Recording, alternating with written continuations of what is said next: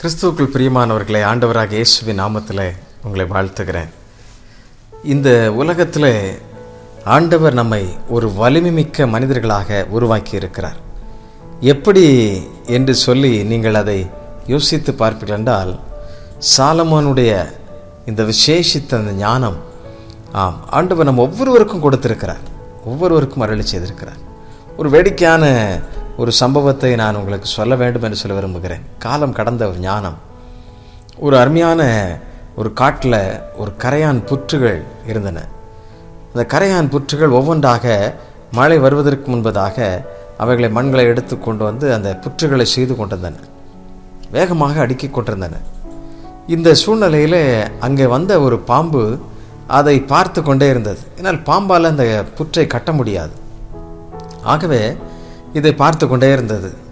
ஒவ்வொரு தடையும் அந்த கரையான்களை பார்த்து அந்த பாம்பு பேசிச்சான். என்ன பேசிச்சான்? ரொம்ப அழகாக கட்டுறீங்க, நல்லா கட்டுங்க, நாளைக்கு வந்து பார்க்குறேன் உங்களை அப்படின்னு சொல்லிட்டு அப்படியே நாட்கள் போச்சு தான். இந்த கரையான் இரவும் பகலும் வேகமாக என்ன செய்தான், இந்த குட்டி எறும்புகள் எல்லாம் சேர்ந்து வேகமாக அது வேலைகளை செய்ய ஆரம்பிச்சிச்சான். அந்த வேலைகளை செய்ய ஆரம்பிக்கும் பொழுது என்ன நடந்துச்சு, ரொம்ப வேகமாக கட்டி முடித்து அழகாக மேலே நல்ல கோபுரம் மாதிரி கொண்டு வந்த உடனே இந்த பாம்பு அந்த கரையான்கிட்ட போய் பார்த்து பேசிச்சான். அந்த சின்ன எறும்புகள்கிட்டலாம் சொல்லிச்சான், நான் உள்ளே என்ன தான் இருக்குது, நான் போய் பார்த்துட்டு வரேன் அப்படின்னு சொல்லி அனுமதி கேட்டுச்சான். பாம்புகளும் டெய்லி சந்திக்கிற ஒரு நண்பனை போல் இருக்குதே, சரி ஓகேன்னு சொல்லி அனுமதி கொடுத்துச்சான். உள்ளே போன அந்த பாம்பு வெளியே வரவே இல்லை, உள்ளே உட்காந்துச்சு. ரொம்ப பியூட்டிஃபுல்லாக இருக்குது, நல்லா இருக்குது, அழகான இடமா இருக்குது, எனக்கு ரொம்ப கூலாக இருக்குது அப்படின்னு சொல்லிச்சான். எறும்புகளும் கரையான்களும் ரொம்ப வருத்தப்பட்டுச்சான். ஐயோ, நாங்கள் இரவும் பகலும் கஷ்டப்பட்டு கட்டியிருக்கிறோமே அப்படின்னு சொல்லி ரொம்ப மிகுந்த வேதனையோடு நம்ம யார்கிட்ட போய் என்ன சொல்லன்னு சொல்லி பக்கத்துலேருந்து ஒரு சாதுகிட்ட போய் அதுகளெல்லாம் முறையிட்டுச்சான். இந்த வேடிக்கையான சம்பவத்தில் அந்த சாதுகள் உடனே நினைச்சாராம், அந்த பாம்பை பார்த்து பேச வந்தார். நீங்கள் கவலைப்படாதீங்க என்று சொல்லி கரையான்கிட்ட சொல்லி, நான் எப்படியாவது பாம்புகிட்ட சொல்கிறேன்னு பாம்புகிட்ட வந்து சொல்கிறார். பாம்பு சொல்லிச்சான், முடியாது, அதெல்லாம் முடியாது, நான் இங்கே தான் இருப்பேன் அப்படி சொல்லிச்சான். சாது சொன்னாராம், நீ ஒரு பலசாலியோட போட்டி போட்டிருந்தா ஒன்றும் தெரிஞ்சிருக்காது, ஒரு சாதாரண ஒரு சின்ன அற்ப எறும்பு நீ அதுகிட்ட போய் போட்டி போடுறிய, நீ ஆனால் ஜெயிக்க முடியாத ஒரு நாள் உனக்கு வரும். நீ இன்னைக்கு ஜெயித்தது போல் தெரியும், நான் ஜெயிக்க முடியாத ஒரு நாள் வரும் அப்படின்னு சொல்லி அந்த சாது பாம்புட்டு சொல்லிட்டு போயிட்டாராம். அந்த கரையான்களும் ரொம்ப மிகுந்த வேதனையோடு வருத்தத்தோடு போயிச்சான். நாட்கள் போனது, காலங்கள் போனது. இந்த பாம்பு அழகான ஒரு குட்டியை போட்டு அப்படியே என்ன செஞ்சான், மேலே வந்துச்சான். மேலே வந்து அதுக்கு இறை வாங்கி கொடுக்கறதுக்காக அங்கங்கே அப்படி போச்சான். இதை பார்த்துக்கிட்டே இருந்த ஒரு மிகப்பெரிய பருந்து கழுகு என்ன பண்ணிச்சான், வேகமாக வந்து அந்த பாம்பை கொத்திட்டு போயிச்சான். அப்போ அந்த ரெண்டு கால்களுக்குள்ள நகத்துக்குள்ள இடையில அந்த பாம்பு இப்படி சிக்கி கொண்டுச்சான். உயரமாக பறந்துச்சான். பாம்பு எவ்வளவோ கழுகிட்ட சொல்லிச்சான், ஐயோ என்னை விட்டுரு, என் பிள்ளைகளுக்கெல்லாம் நான் தான் சாப்பாடு கொடுக்கணும், என்னை எப்படியாவது விட்டுரு. நெளிஞ்சு பார்த்துச்சான். நெளிஞ்சு பார்த்தா அந்த கழுகு என்ன செய்தான், பொத்துன்னு பாம்பை கீழே போட்டுச்சான். போட்டால் அந்த பாம்பு எங்கே விழுந்துச்சான், அந்த சாதுவனுடைய ஆசிரமத்து வாசலில் விழுந்துச்சான். அந்த வாசலில் விழுந்த உடனே பாம்பு சாதுட்ட கேட்டுச்சான், மன்னிச்சிக்கங்க, என்னால் நகர முடியல, என் பிள்ளைகளை எப்படியாவது காப்பாற்றுங்க அப்படி சொல்லிச்சான். சாது அந்த பாம்பை பார்த்து சொன்னாராம், நீ பலவீனமான சிலரை மிரட்டி நீ பலசாலி மாதிரி நீ நடிச்சுக்கிட்ட, ஆனால் உன் பலம் எங்கே போச்சு? இப்போ உனக்கு மேலே ஒரு பலமுள்ள மனிதன் ஒரு நாளில் வருவான்.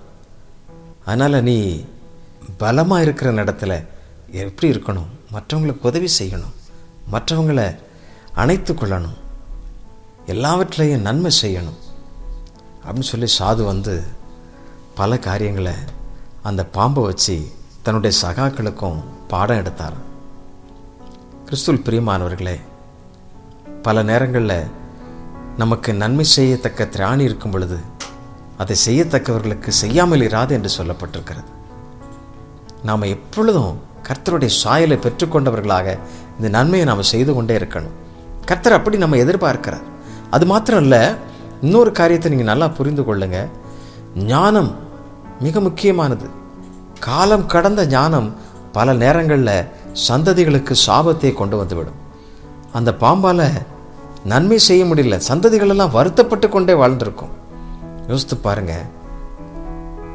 பலவீனமாக இருக்கும் பொழுது உங்களுடைய பலவீனத்தை பார்த்து நீங்கள் கவலைப்படாதீங்க.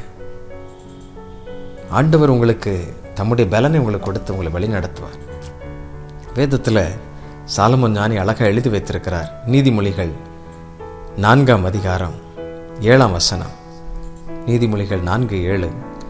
ஞானமே முக்கியம், ஞானத்தை சம்பாதி, எண்ணத்தை சம்பாதித்தாலும் புத்தியை சம்பாதித்துக்கொள்.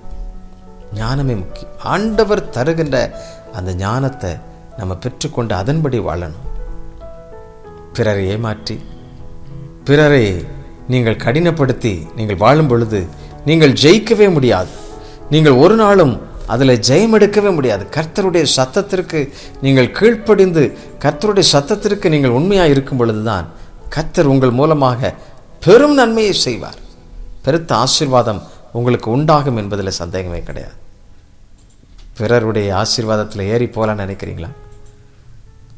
நீங்கள் பலசாலி, அதனால் மிரட்டி பார்த்துடலாம் நினைக்கிறீங்களா?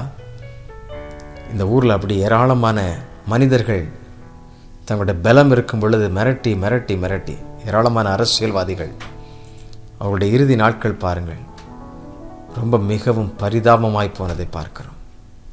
ஆகவே நன்மை செய்யும் நாட்கள் கிடைக்கும் பொழுது, நன்மை செய்கின்ற திராணியை கர்த்தர் உங்களுக்கு கொடுக்கும் பொழுது பலருக்கு நீங்கள் செய்து பழகுங்கள். ஞானத்தோடு காலத்தை நடத்துங்கள். ஆண்டவர் உங்கள் மூலமாக மிகப்பெரிய நன்மைகளை செய்வார். ஜெபிக்கலாமா?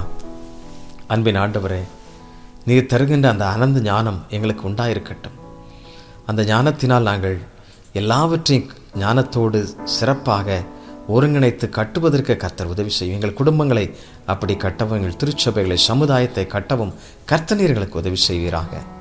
எங்களுக்கு விரோதமாக நிற்கிற எத்தனையோ சக்திகள், ஆண்டவரே, எங்களுடைய உழைப்பை சுரண்டுகின்ற இப்படிப்பட்ட தீமையான பாம்பை போன்ற பல மனிதர்கள் பெருகி இருக்கலாம்.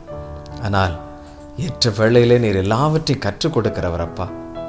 ஆண்டவரே, சிறுமைப்பட்டவன் மேல் சிந்தையுள்ளவன் பாக்கியவான் என்று சொல்லப்பட்டிருக்கிறது. அந்த சிந்தை ஒவ்வொருவருக்கும் உண்டாயிருக்கட்டும். கர்த்தர் நன்மையாக்கி நடத்தும். அற்புதங்களையும் அதிசயங்களையும் நாங்கள் காண செய்யும். எல்லாவற்றையும் உடைய கரத்தில் தருகிறோம். நீர் ஒருவரே மகிமைப்படும். இயேசு கிறிஸ்துவின் மூலமாய் கேட்கிறோம் அன்பின் பிதாவே. ஆமென், ஆமென். கர்த்தர் நம்மை ஆசீர்வதிப்பாராக. ஞானத்தோடு வாழ்வோம். தேங்க்யூ. God bless you.